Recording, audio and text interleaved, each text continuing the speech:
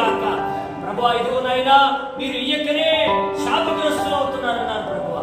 ఈ రోజున అలాంటి గుంపులో నుంచి మీరు వేరై ప్రత్యేకించబడి అయ్యా మీకు లోబడుదురు గాక.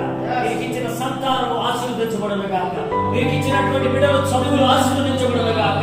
మీకు నైనా వయసుకు వచ్చినటువంటి బిడ్డల వివాహాలు జరుగును గాక. అయ్యా మంచి సంబంధాలు బిడ్డలు అనుగ్రహించబడును గాక. అయ్యా అలాగే ఇలా రాకపోకలో తోడును గాక. వేసిన పంట ఫలాలు అయినా 30 100 పంటలిచ్చును గాక. ఆయన వారి పంట పొలాలకు తెగులు అరికట్టబడును గాక. సకాల వర్షాలు అయినా అనుగ్రహించబడును గాక.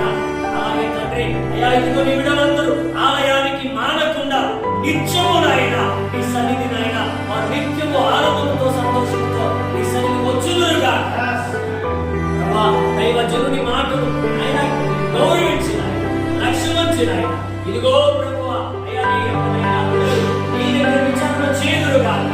ఈ లోక వ్యక్తుల దగ్గర కాదయ్యా, సోదరుల దగ్గర కాదయ్యా, నీ మాటకు లోబడి నీ దగ్గర విచారించేవారిగా ప్రభువా నీ దగ్గర సందేశం పొందేవారిగా దీవించండి.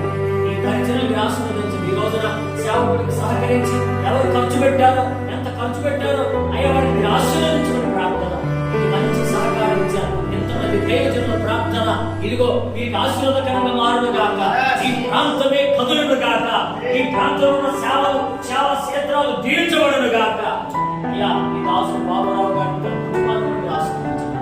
సేవకులందరి ప్రార్థన ఏకీభవించి ప్రార్థిస్తుండగా ఈ ప్రార్థన ఆలకించి ప్రతిఫలం కలిగించి సంఘానికి క్షేమాన్నిచ్చి మంచి ఆరోగ్యాన్నిచ్చి అయ్యా నీ రాకడికి సిద్ధపరిచిన మహిమ కొరకు యేసు నామమున ప్రార్థిస్తున్నాను పరమ తండ్రి. ఆమేన్.